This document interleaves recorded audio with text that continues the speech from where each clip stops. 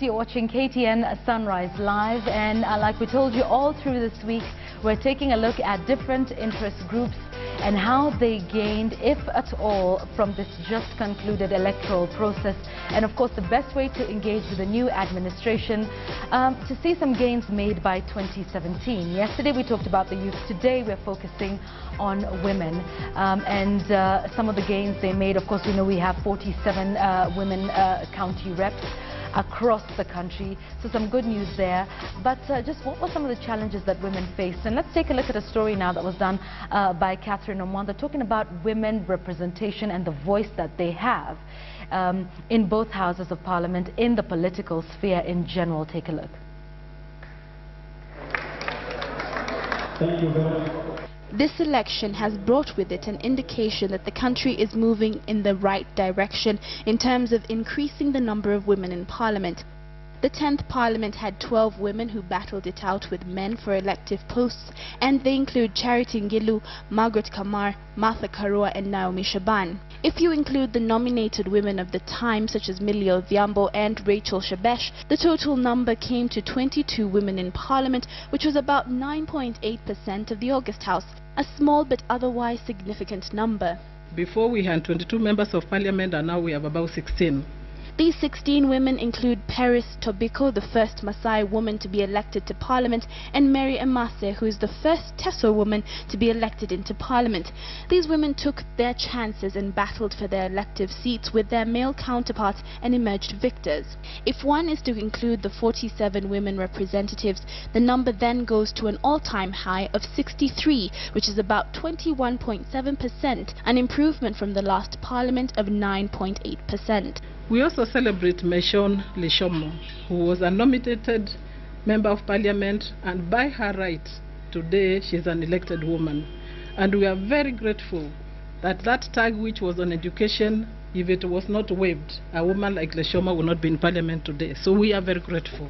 By law, 16 women must be nominated to the Senate seat. We are still yet to know which women will be nominated to parliament by the various parties. So in reality, the only elective post women lost out are the gubernatorial seats. We want to call upon the 47 elected women representatives. We want to call them to team up with us, and we find out what is the agenda for the women. Because we have a number we have not enjoyed before, which women have fought for a long time. According to the Supreme Court, the 2/3 gender rule is to be implemented over time, and this election is an indication that Kenyans are making a step in the right direction when it comes to women in politics. Catherine Omwanda, KTN. And that, of course, is our question of the day today on Sunrise Live. Did women find their voice in the just concluded election? Send us your thoughts on SMS 8040. Remember to leave us your name and your location. You can also send us your tweets at KTN Kenya, at Yvonne Okwara, as we engage in our discussion this morning with Maimuna Mwidau, who's very vocal in the women's movement, and of course assisted quite a number in just terms of capacity building in the run-up to the election. So keep your thoughts coming in and let's engage and discuss this issue. Remember, women's issues, gender issues affect just about everybody. So we're not just speaking to women this morning on Sunrise Live. We're speaking to men, women, children, and everybody in between, because we're all part, excuse me, of one society. Maimuna, thank you for joining us this morning. Thank you. We've just seen that story. Can we sort of have a roundup of just a general overview from you of this electoral process and what it meant for women? Some good things. Let's talk about the pros and the cons, some of the challenges that women faced, and of course the achievements as well. Thank you very much. We've just celebrated International Women's Day on the 8th of March, and part of the celebration is that Kenya was able to realize the women's seats we've been agitating for, and those are the 47 seats. Definitely the large number comes from that group of women, and I'm proud to say that quite a number of them have been in the women movement. Alice Wahome, Rachel Shebesh, Paris Tobiko being the first Maasai to be elected. All these are very strong women who have been in the movement agitating for women's rights. Then again, we have the group of women that come from the counties. my Mombasa County, I have Mishi, a very vibrant young lady who's been very active in political parties and in the women movement. So there is quite a bit of celebration there in terms of we're getting strong women in parliament, women who will take the women's agenda to the next level.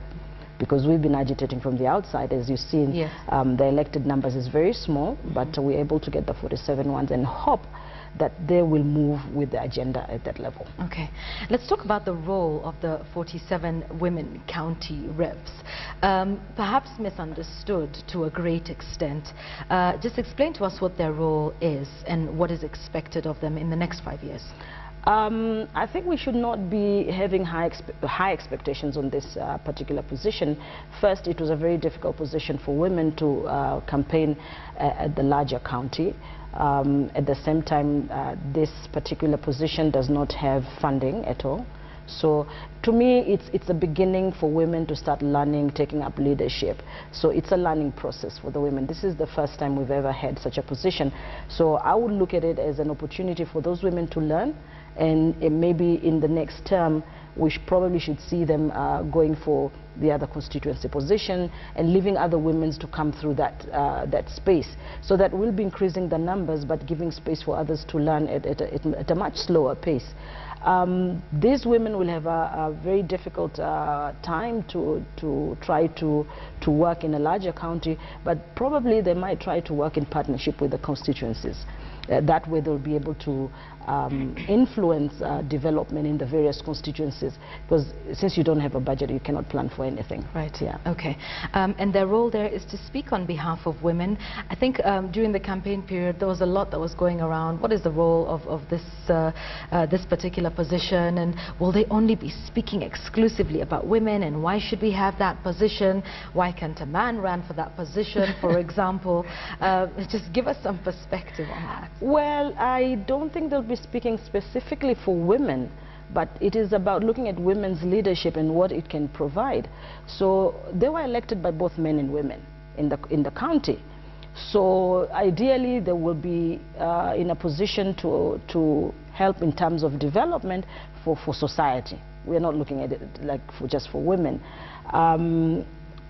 I think the reason why we agitated for this specific seat is part of the agenda to correct something in society. There was a problem in society. The Constitution calls for inclusivity, for equality. How do you do that? You have to find mechanism to address that issue. So one of the mechanism to address that inequality was to provide for this number of seats. As you remember the gender issue, that was another way of trying to bring inclusivity in terms of leadership. Women constitute about 53% of the population, yet, as you have seen in your documentary here, there are only about 16 women who are elected. Yes. So there is definitely a problem in society where they do not see women as potential leaders in terms of political leadership. So one way was to address this is to make sure that there are specific mechanism to bring women on board, and maybe this is the opportunity for society to see, okay, what can a county woman do? How can they influence policies? How can they push for development agendas? So this is an opportunity for them to showcase that women leadership can be better, or it can actually support male leadership. Okay, yeah. Indeed. And moving aside from those seats that were set aside specifically for women, there were also the other shall we say competitive positions, and of that women only got 16 within the National Assembly. We have no woman as governor or as senator. Let's talk about those numbers now, because and I honestly do hate to ask this question, Maimuna, but everybody asks, okay, so why don't women vote other women in? But it's also based on the number of women that put themselves up for these elected positions. Why do we not see as many women going for the other competitive positions as men? I think the women came out in large numbers. Unfortunately, they were not profiled as much in the media as men, but quite a number of them just reached the level of the primaries, party primaries, where quite a number of them lose out and fizzle out of the whole process. And again, that is something that needs to be taken into consideration, because political parties do not promote the nomination of women during the primaries. And that is the reason why you don't see the large numbers. Again, our society has not changed. Our society is very extremely conservative in terms of appointing women to leadership. So you can see that in the reflection of the outcome of the elections. 290 seats, and you have 16 women. What does that tell you? That society is not ready to elect women. But there are other factors that come into play. Our elections are very expensive. And it's the men who own property. It's the men who can actually support each other. A lot of women don't have the kind of money to even contest in a ward position, let alone a constituency level where you need 10 million and above. How many women have that kind of money? So that is a very important factor to look into, because even if we go for another term of 5 years, I don't see the economic level of women changing for them to be able to go to this rigorous process of election campaigns. And I remember there was also that debate then about the fees that had been put up by the IEBC, you know, as being too high, and perhaps a lot then needs to change societal attitude and attitudes of different institutions to enable women to participate in politics. Well, IEBC's move was quite, in my opinion, very discriminatory.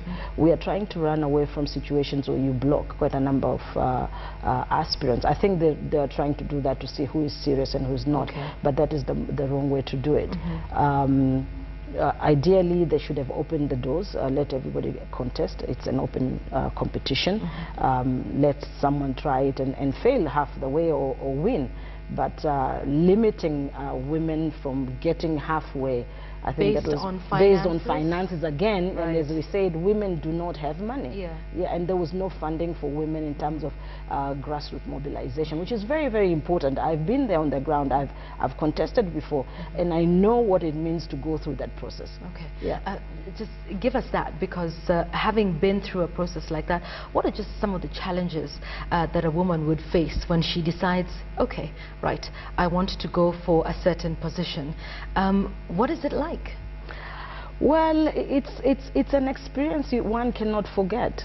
You just go through a process where you have to open up to the whole of society, especially if you have been living a very quiet life. I was lucky enough that I've been in the politics, I've been in the women movement, so it was a little bit easy for me to get in the process.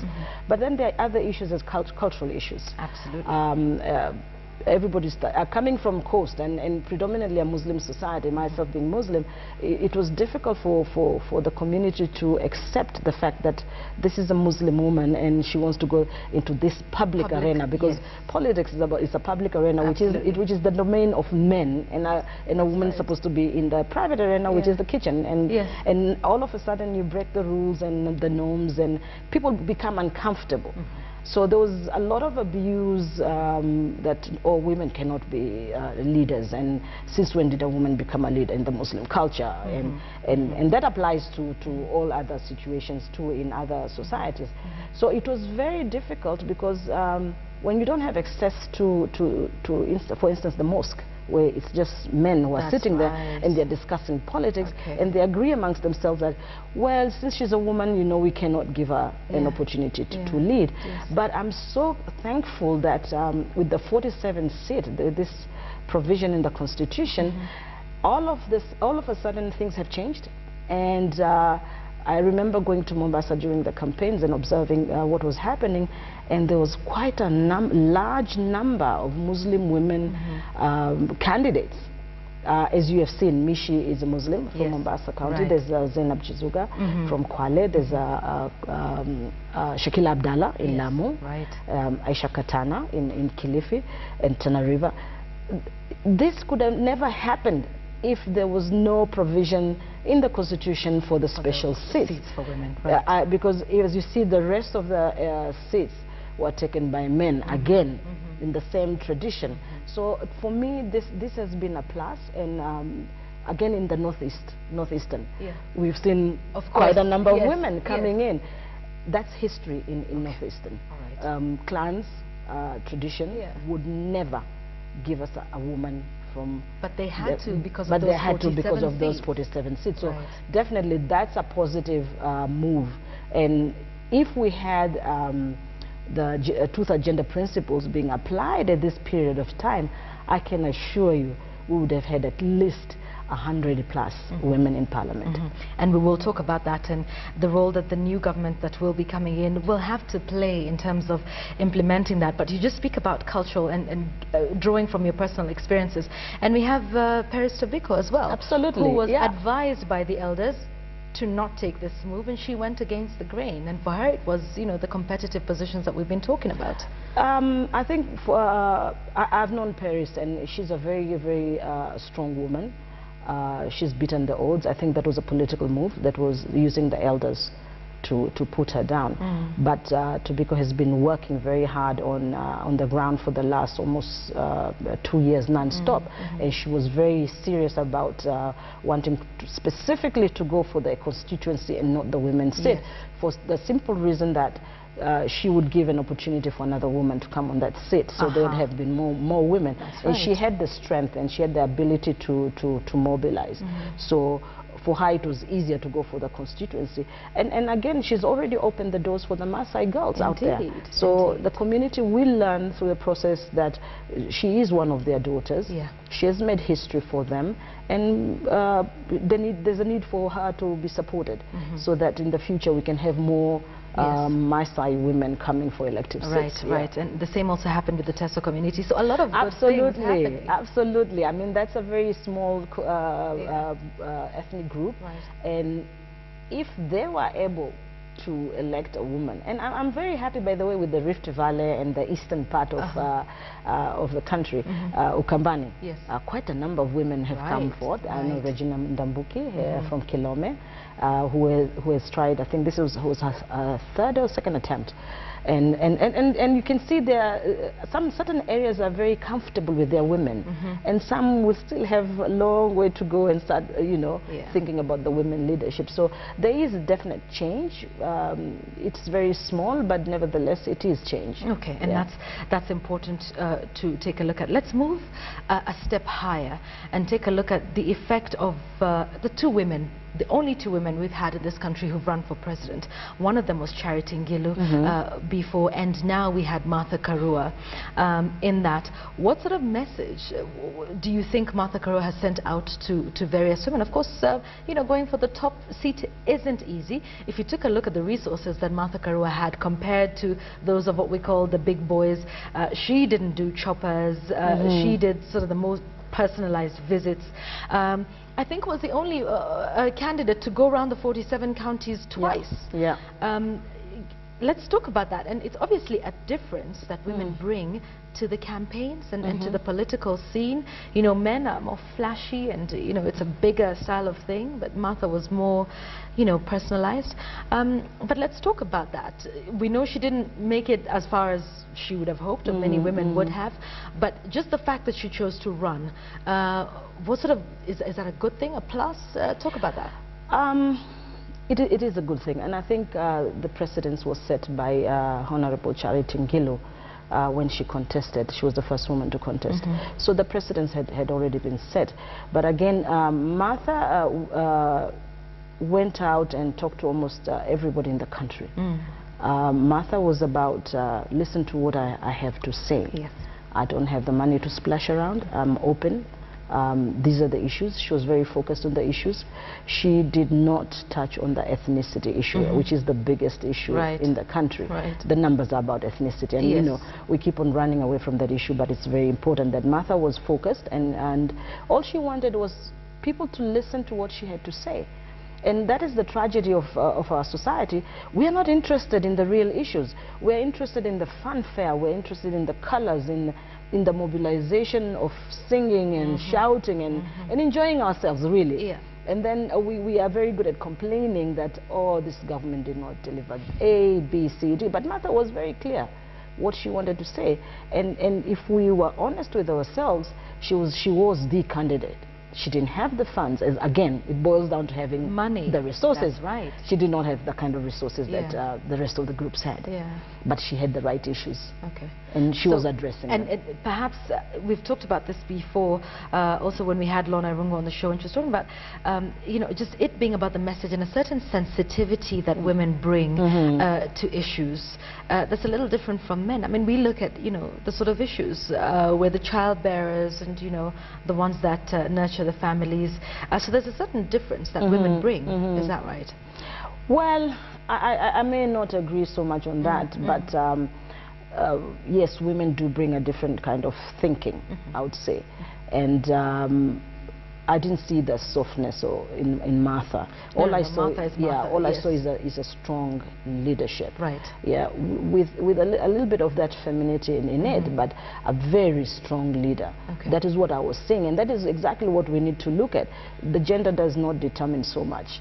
Do you think that perhaps that's what happens with a lot of women, that you are required to be nice and be soft and be gentle and be feminine, and not to say that Martha isn't any of those, but you know, Martha is about the message. Yes. I mean, you know, it really doesn't matter if she has the right and no offense, it's not about the makeup and the look and the, you get what I'm saying. And I'm sure she wouldn't want to be boxed into that level. No. That, oh, this is a woman. Yes. Yeah, you are a woman, but which is good, and she looks presentable. Yeah, absolutely. Always. But it's the leadership that came out. Do you think that's what a lot of people expect of women in leadership? That, you know, to some extent, and I know I'll be shot for saying this, but it almost is a fashion show for women who are in leadership, you know, as opposed to the issues. I mean, hardly ever will somebody say, oh, you know, that male candidate is wearing a really good suit. Well, that doesn't happen. That doesn't happen. But for women, do we sometimes get the feeling that that's what we have to constantly overcome? That even then when we have a message, that sometimes people are just focused on the wrong thing? Well, society again hasn't changed much. I mean, it depends on how one views a leader. If women are boxed into, you have to look pretty first, then most likely a lot of people will not be listening to what you have to say. That's and if we follow back to the debates in Parliament, you would see Martha articulating herself extremely well, well above a lot of men. Right. And she didn't have the kind of makeup that everybody's looking at, but common sense, you know, was prevailing there. So looking pretty, there's nothing wrong in looking pretty. But it's got to be a bit more than that. it is a little bit more than that. It's similar to when you see a Muslim woman wearing a hijab, the assumption is, oh, she could be Mama wa nyumbani. You know, that's the thinking. And until you hear that person talk, so our perceptions are looking at somebody and then judging them from the way they look. Okay. Yeah. Indeed. And you could look very pretty and be dumb. Yes. Yeah. The airheads, as we call them in the industry. Let's move on to political parties and their commitment towards supporting women. We had a lot of them, of course, during the campaign saying we're supporting women, and they were going to do that. Did we see enough of that? Did we see enough of the party machinery just rallying behind women and saying we're going to support you? I think I can say we saw that with Rachel Shebesh and TNA, but did we see that with perhaps TNA and other candidates, with other parties and their other female candidates, just that push and commitment from the political parties, as we do see for it happening for men? Not really. Most political parties are just about rhetoric. Supporting women, and if you remember during the campaigns, there were a lot of, we will give women free funds to do business. Women don't need free funds. Women just need a fair playing ground. That's all women need, so that they can compete. The example you use of Rachel Shebesh, Rachel is a politician. She was able to push through in the process. So was Mary Wamboi. You could see that she was, you know, being pulled left, right, and center, and she stood her ground. So political parties did not necessarily play a role in encouraging more women. After the primaries, you can tell the number of women who were not able to continue in the race. So it's very few women that who are actually seasoned, who are informed, and who have been participating in political parties and knew the workings of the political parties, were able to go through. Another example is Alice Wahome. Alice Wahome had contested before, she had lost, but she understood the politics and that's why she was able to move through. So in a way, you need to be able to understand the dynamics of political parties, to know that there's a game that needs to be played, there's a way you have to find your space and maintain that space. Had the political parties taken an extra initiative to make sure that they have at least a third of women being nominated, we would have seen a difference. Okay. Yeah. Do women themselves, and that's an important point that you've mentioned about women understanding the political process, the intrigues, the machinations that go on, and to just know where to place yourself, you know, and be in the right place at the right time. Should women be learning a lot more of that, just the politics of it, because it is a political process? And the learning process happens within the political party. You cannot want to be in politics and join a political party 3 months to an election. You need to have been in the political parties, participating in their activities, getting to know where the power lies and who is who in the politics. And then again, you also have to prove that you are able to make a difference in the party. Politics is about numbers. Yes. I mean, you may look pretty, but if you don't have the numbers on the ground, political parties have no interest in you. So it's just about numbers and about winning. Okay. So if you are, Rachel Shebesh was able to prove that, you can see the numbers she was elected through it. And she's an interesting case because she started out as a nominated member of parliament. She wasn't elected in the 10th parliament. She was nominated, and I remember it was like this bandwagon of a couple of young ladies in parliament. It was her, Millie Odhiambo, remember, there was a couple of other women there, but who really said, okay, we're nominated, but we're here and we're going to speak out and have a voice. That perhaps a lot more women going into politics need to be ready for that sort of engagement. Absolutely. Rachel, Millie, they've always been in the women movement, so they've benefited from the various capacity building and the networks. Now, Cecily Mbarire was another one who was nominated, and then she got herself elected. So women need to be given that space, you know, to familiarize themselves with the politics. But again, you look at these women, these are women who are able to network within their political parties. These are women who are actively engaged in party politics. So chances of them being nominated are very high. And in the process, they were able to learn the ropes. So Rachel, Millie, Cecily, these are women who already learned the ropes, and they decided, now I've been given an opportunity, let me leave the space for other women to be nominated, and they go for elected posts. Yeah. Okay. The 1/3 gender rule that we had the Supreme Court talking about it being done over time, and I like the term over time because time, I think, has elapsed. Yeah. This is 2013. 2015 is only 2 years away. Yeah, in the middle of the next administration. Exactly. Yeah. Over time suggests we have 10 years, you know, and there's that perhaps mentality. Over time, we have time. But we really don't, Maimuna. No, we don't have time. I mean, 5 years has already passed. We are getting a new administration in a couple of weeks. This idea of progressiveness, to me, is discriminatory. What will happen between now and 2015? Are we expecting the new parliament to come up with a mechanism? I don't know. We still don't have the numbers. If we had the numbers, I would have been comfortable to say, now we have the numbers in parliament, they may be able to push for this agenda. Will this administration, as they say they are transformative, will they transform this society, or will they transform their politics so that we do enjoy equality in this country? So that is something to watch, because there was a lot of rhetoric that, you know, we come from the digital, you know, the digital moves faster. Yes. So we're hoping. I'm hoping and expecting that the transformation will be that fast. In real time. Yeah. Absolutely. Absolutely. Then this is one of the issues they need to address immediately. Okay. It is pending. It's a problem in society that was supposed to be corrected, but it has been kept pending. And you know, 5 years is not too long. It isn't. Surely we have been through 10 years of Kibaki's government, and it is just like yesterday. Yes, indeed. Yeah, so the transformation in our economic development has been great, and we've seen a little bit of it. we need to see the transformation in terms of equality for women. Let's talk about that formula now. And I remember when, you know, we were heading to court for interpretation of just how this would be implemented. There was a lot of theories and formulas that were being thrown around to the point it got mind-boggling. Should we have, you know, rotational seats and say, okay, this constituency, this time around, you will vote for a woman? Of course, everybody was up in arms. What if we don't find a woman that's right for the position? Do we just vote for a woman? In your view, Maimuna, what would be the best way of achieving this 1/3 gender rule? And perhaps we start talking about these formulas so we can see which ones are workable, which ones are not in the next 2 years.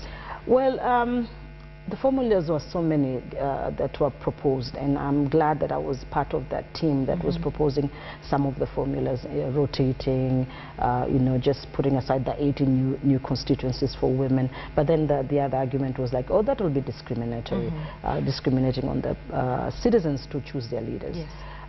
But at the same time, Kenya is not the only country that has tried that. Other countries have tried, and it has worked. It's just giving room for women to learn the politics. It's again giving room for society to see what is it that women can do.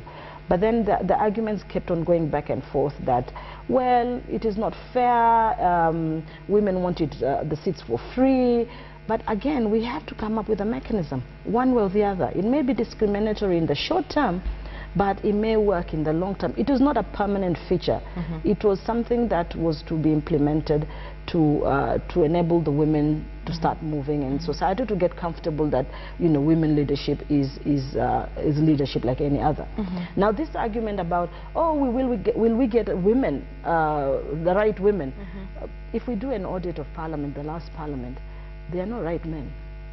Surely. What do you mean by right women? Educated? Do the audit and see how many women are highly educated.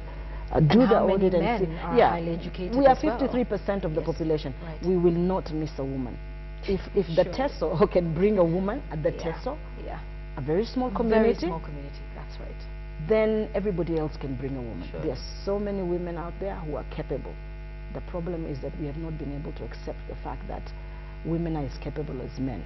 Rwanda went to war, and I keep on repeating this example, went to war, got out of war. Today is the highest in the world, not even in Africa, in the world. Well, that's some argument has been coming that, oh, we are a very traditional society, we are Africans. But I keep on saying Rwanda is in Africa too. Yes. And then another problem we are having is that we are actually trying to integrate in the East African region.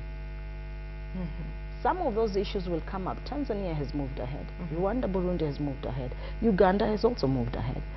So what are we waiting in Kenya? Because we are part of the East African Federation. And and indeed we keep on saying how we're the economic powerhouse of the East African region. We may be the economic power. But in terms of equitable, we are not there. We're not there. We are not there yet. What is it, you know, the test case in Rwanda? Perhaps you can explain to us, you know, what perhaps happened there. And I would hate to think that it was, you know, the genocide and everything, because not every country has to go through such a traumatic experience to be able to learn some of these lessons. I think it's the leadership. It boils down to the leadership. President Kagame has been very open. He may not be the best in other things, but he has encouraged women leadership, youth leadership in the country. So I think it is the leader that moves the country with its vision. So I actually expect the new administration with a very young leadership to be able to see things differently and move forward with this women's agenda. Failure to do that, I don't think women will be very comfortable with that, and then by 2015 probably you would be seeing a shift in the way women are going to vote, or women are going to support the next administration. So given the fact that this is a very young administration in terms of their post-independence leaders, so I hope their thinking is also totally different from the leadership we've had, because the leadership we've had has been since 1963. Right. Majority of the population had not been born. Right. So I expect there'll be a transformation in terms of the way we think and the way we view women in Kenya. And speaking of that leadership, you mentioned that's what perhaps propped up women and other minorities. In Rwanda, what do we expect now of this president-elect? Should all go well, petitions, or should all go their way? Shall we say, in the petition, goes their way, and we have this president-elect being sworn in on the 26th. What are women's expectations of this leadership? I think we were talking about this just before we came on air, that we don't get to 2015 and we're asking, so what's the formula? How do we work this out? What do we need to be doing between now and 2015? What do we expect them to do? And Maimuna, what should we as women be doing to make sure we keep the momentum with some of their promises? I think first and foremost, the women movement needs to keep this agenda on the top, at the top level, so at the national level, because once government is in place, there's a need for them to take into consideration this very serious agenda. And first and foremost, if they're going to be forming the cabinet, the secretaries, I'll be watching to see, will they actually maintain the 30%? Will they bring about fresh new ideas on board that will be able to help in the transformation? Will they be setting the pace for this agenda to start moving? So by the time we get to 2015, we have actually a solution, an alternative solution to this problem that we've had for a long period of time. Now that is what we need to be watching and to follow up. That will be a great sign in terms of saying, okay, this administration is actually transformative. But should this administration start moving in the business as usual, bringing back the kind of thinking that has actually not moved us forward, then we are in trouble. We can start worrying again and start working from square one.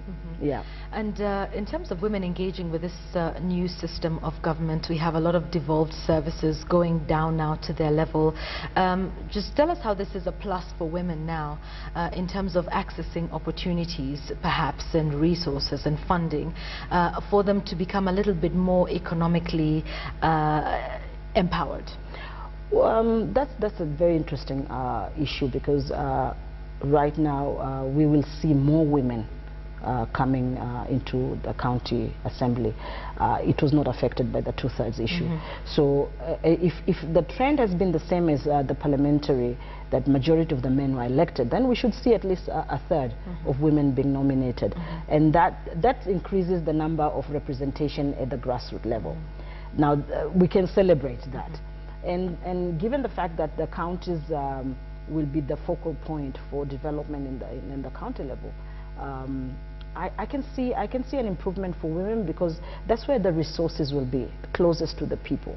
And given that we will have 1/3 women representation, I can see rapid development in terms of services, social services, because after all, if you have 30% of women in Turkana, expect those women to be more focused on issues like water, issues like hospitals, issues like basic necessities of life. Now that is a major improvement, because that will be improving society. And who can think more about that is the women, because they will remember what their mothers went through, the conditions that women have to go through. So to me, the county is the most important unit that we need to focus in. All right. An interesting tweet that's coming in here, and something that we definitely want to engage you on, Maimuna. Gitonga George, thank you very much for your tweets this morning. You're saying women leadership should trickle down to other social institutions like schools. He says Tigania West has 0 women heading any primary schools. Thank you for that observation. And it's interesting, because we're talking about in the political sphere and getting involved in politics, but it does indeed start with the various other social institutions that we have, in the community. I think the 30% also apply to the public sector generally, and it is very important to get that message out. Again, unfortunately, this information does not seem to trickle as far down as we want to think. The politics is because it's in the, again, it's in the public arena. Yes. It's very interesting. yes. Absolutely, these are power plays, so you Right. expect everybody to be interested in it. But the whole issue of 30% was not just specifically in the politics. It was supposed to trickle down to public institutions too. Unfortunately, I'm afraid to say that if they don't have female teachers, that it's not all because there are no female teachers, but maybe they don't have enough teachers in the country. But not necessarily not having female teachers. All right, okay. But it's also incumbent upon women, I don't know what your thoughts would be in terms of getting involved, not just in politics, but in other areas, in the community. If there is a chama, for example, can that be the chama that, you know, just sort of has some transformation in a village someplace? But it's also incumbent upon women to speak out in the various other venues that we have in the corporate sector, perhaps in the private world, you know, about women just coming up. And this would change the perception that society has, do you think? Maybe yes and no. Yes, there's been a lot of work being done by women. If you look at most of the chamas, they are run by women, from the agricultural chamas to the middle class chamas. These are all chamas by women. I'm yet to see chamas of men, but maybe they are there. We're not aware about them. I think they call them investment clubs. Exactly. Okay, they have different names. They have different names. But women's chamas have done well in different places. Women's circles have done well in various places. In terms of the private sector, I think that it's about being qualified. It's competition. So it's purely about whether you can deliver, you are qualified to do it, and there are quite a number of women who've made it. They are quiet, maybe they're not in the public arena, but there are women who are actually doing very well there. Okay, and it's all about qualifications. Absolutely. That's what we're looking forward to, right? That it's not about men, women. It's not about your gender. Yes, yes, and that's absolutely important to mention. I just want to talk about a fair playing field, because there are also some tweets and some texts that come in that make me a little uncomfortable. Okay. So we talk about women's personal lives, which I don't have a problem with. Of course, you know, they say as long as you're in the public domain, then everything about you should be for public knowledge. However, I get the feeling, I don't know about you, that the same standard does not apply to men. For example, there's a tweet here saying a big percentage of women end up divorcing or they're divorcees when they're involved in the murky waters of politics. Now here's the thing, I am yet to see a discussion that says, hey, this guy has how many wives, and then everybody shying away and saying, oh, we will not vote for someone who's polygamous or for, you know, whatever, or, you know, has mistresses, that sort of thing. Is it still a fair playing field? You do remember way back in the 90s, you know, when FIDA was now coming up, and that accusation that I don't even want to repeat about their marital status. But is it a fair playing field, honestly? Because women are expected to be this and that, and I actually agree. If it should be that women are, then the same standard should be applied for men. But I don't know what you think. I think that's not fair. It's not a fair playing field, definitely. I think society has a lot of expectations on women. If we have to go to look at the private lives of individuals, a lot of people are divorcing and they're not in the politics. Okay, and if we have to really seriously look at what is happening with the male politicians, some have 3 wives and some have mistresses. Those things don't, it seems to be okay in society for men to have extramarital affairs or relationships. And it's a big thing for a big man. Yeah, absolutely, to have 4 wives and 5 wives. And I have nothing against that. Right. But being divorced is a personal issue, and marriage is not a qualification to be a president. Thank you very much. Or a party leader. Thank you very much. And personally, I think if that was the qualification, then we'll have so many different politicians. Because there are quite a number of people who are married, they're not interested in the politics. Right. And that issue came up during my campaign, where people were saying, does she have a husband? Did her husband give up permission? But I'm single and I'm very happy to be single. Yeah. So it is not the marriage that would make me a better politician or make me a more development conscious person. That's a private matter. Yes. One can be single and still be able to do a lot of things. One can be married, and that's a choice one makes. Yes. So I mean, it's very unfair for people to look at women and find out, okay, stability doesn't come just from marriage. It comes from a lot of other things. Exactly. So marriage is a personal thing, and people choose to be married, and some choose to be divorced for obvious whatever reasons. And that does not add up to your ability to be a leader. Because we also have some married leaders, men and women, who don't exactly, you know, live up to the standards that we expect. Absolutely. You're right, it really isn't about marriage or not. And if you've been following Parliament recently, I mean, it's the last term, there's so many sagas about who has children where, who's been taken to court. Right. I mean, if that was a qualification, some of them would not be re-elected. Yeah, absolutely. Conditioning of our society and what it would take, because I also do think the implementation of the 1/3 gender rule is simply because we are conditioned it cannot happen, and we just cannot see how this would happen. Do you think we're making the right steps in terms of you know, moving our society towards progressive thinking, that women can be in these spaces? It is amazing. It's 2013, and it is a time when we would still ask all those personal details about women. What would it take for us to slowly, of course it's a cultural thing, but slowly, gradually get people to see this is not a gender issue, this is, you know, about who's best qualified for the job, and giving equal opportunities to everybody? I think progression in society, change in society is a very slow process, and it will take a little bit more time. But policies are the ones that would actually somehow force society to start thinking and changing. So implementing the 1/3, the not more than 2/3 rule would be actually telling society, yes, we do have a problem here in society, and we need to change our way of thinking so that we can all participate in nation building. This is about participation. This is about including everyone. If we voted for the Constitution saying that we want equality, we do not want discrimination, this is the difficult way of achieving that. And society needs to understand that you have to give up some things for you to be able to move to the next level. You want to become a developed nation, then you must include that segment of society that is actually contributing towards the development of the nation. One of my other arguments has been, if we are not given the opportunity as women to take up leadership, then we have no business paying the taxes. Because I do not see us being given an opportunity saying, oh, since you're a woman, I don't think you should be, you are a weaker sex, you should not be paying taxes. But we pay taxes equally, just as the men.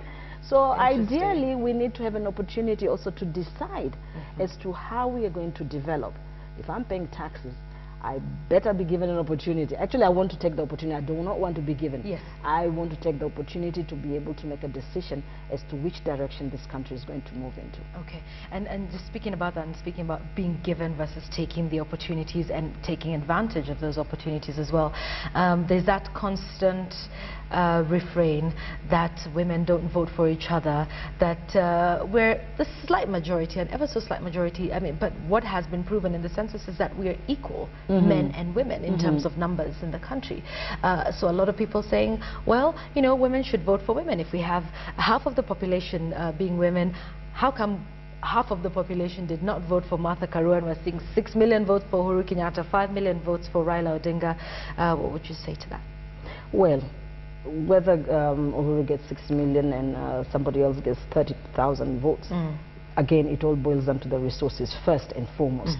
The majority of the voter is poor. So when money is thrown in your face, you cannot say no, and it does influence how people vote. But in terms of women voting other women, I think women have moved from being gender-based in terms of their thinking. Women are looking for leadership. Give them the opportunity to choose. Women will be able to choose the right leadership. But as I said before, a lot of the women lose out in the primaries. Now, if you're presented with a list of men in every single constituency, what choice do you have? There's no choice here. Right. But if the political parties gave us maybe a third of the nominated women in terms of constituencies, then women will be able to identify leadership. So women are not thinking in terms of, I just want to vote a woman because she's a woman. The women are looking for leaders. Okay. And if you present them with an equal number of candidates, they will be able to choose.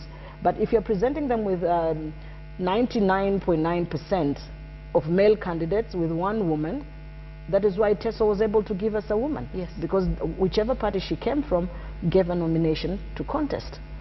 So the difference is, are we being given an option as to between the number of candidates are women or men? Okay. So if women are given that option, I think they'll be able to choose very comfortably. Right. Yeah. So having more choices. Yeah. Here's one. What does it say that women make up a bigger percentage, yet the mentality persists that they are second-class citizens? I think we've talked about this. Yes. We've talked about the conditioning, and we've talked about the opportunities that are presented to women. It is a societal thing. It is a generational thing that women were seen and not heard. Absolutely. Yeah. And it's not just in Kenya. I mean, it's all over the world. The United States of America is a highly developed nation, but they've not been able even themselves to change the number of women. They've not even been able to elect Hillary Clinton. Right. Absolutely. Yes. And let's not think it's just a Kenyan issue. It's a societal issue. Other countries have been able to overcome that, such as the Asian countries have been able to overcome that. And interestingly, some of the Muslim countries, Bangladesh, Pakistan, they were able to elect their women leaders. Okay. And it is something that maybe we need to try and understand what is it that was making a difference in these other nations that we could also learn from them. Okay. I was privileged to observe the Bangladesh elections in 2008, and I was rather impressed to see Sheikh Hasina being like the Uhuru Kenyatta of or Raila Odinga of Kenya, and you know, campaigning in her sari and being surrounded by like lots of men. And I was trying to understand what is it that drives these other societies or communities, and specifically that these are Muslims too. Right. They can be quite conservative. Yes. But it was very different in Bangladesh, which is not as developed as Kenya. So Kenya needs to change the way we think, although we are really still a rural country, by the way. And as much as yes, in our thinking at least. In our thinking, and even the larger society is still in the rural setup. True. And so the thinking will take a little bit more time, but we need to talk more about it. We need to look at the opportunities, how to get women to be economically empowered, because the level of awareness in terms of women's rights is very high. But what we have not done is to move to the economic empowerment for women. And that is where we should be heading at the moment. Okay, because the moment that is done, then women can Absolutely. make decisions. They can run for office if that's what they want to do. If we need to splash the money like the way the men are doing it, then we'll do it. Well, that would be nice. That would be nice. That would be a beautiful. female presidential candidate and just flying all around the country in choppers and things like that. As we close our discussion, Maimuna, let's just talk about the way forward for women. I know we've mentioned this a little bit, but just to recap on how they need to engage. We've talked about the county governments being very important for women, because now all these services are a lot closer to them. And perhaps this is something they need to be aware of, that now things are a lot closer to them. And in just how we're going to keep the next administration accountable for some of the promises they've made, and not just to women, but we're talking about this earlier, to children as well, because women are the ones that nurture the family and you know, raise that. Just some of the expectations that we hope and we want to keep them accountable to before the next election. I think it's very important for women to continue the engagement between whatever level of government they are dealing with. And I can see the engagement happening quite easily at the county level. One of the things most parents probably are still waiting is the promise of the solar laptops by the new administration. Indeed. And I am very sure that parents are sitting out there thinking that their children are going to be, you know, up to date with technology. Right. And solar-powered laptops for everyone going into class. So even if you're in Mandera, you'll be able to connect with the rest of the world and the rest of the country too. So you know, we will be keeping tab on all the promises that were made. hopefully that the free money that women had been promised in terms of for economic empowerment, we will see if the Women Fund will get more funding on that case, so that more women can go out and take the funds and get going in terms of economic activities. So I would expect a lot more women to start engaging at the county level. Personally, I'm very happy that at least Mombasa County has a woman deputy governor.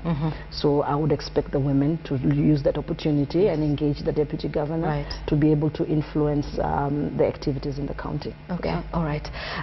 Thank you very much, Maimuna. Thank you very much. For your time this morning, talking about women and the spaces that they have. Obviously, some great improvements, so we're excited for women. Yes, but definitely more needs to be done. But thank you for that.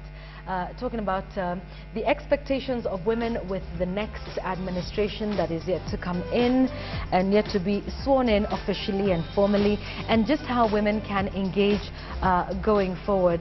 Well, let's see. Children get into class 1 at the age of 6. So if you have a toddler right now, this would be some good time for you. If you haven't had a baby, it might actually happen after. This is hoping that Uhuru Kenyatta perhaps and his deputy would come in after 2017 or 2018. But those are just some of the promises that we hope to be able to keep this administration accountable to, and of course also women participating at every level. The county level and government is now coming closer to all citizens. Perhaps this is a sphere that women can say, okay, government is a little closer to me. Let me see how I can take advantage of those opportunities. We thank Maimuna Mwidau for making the time to be with us this morning. And thank you for your feedback, and ask you to continue now with the perspective of the discussion that Maimuna has given us. Does it change your mind about some of the things that you might have been thinking about before we asked you the question at 6 a.m. this morning? Did women find their voice finally in this election, and what needs to be done to make sure that we are finally at that point where everybody is on a level playing field?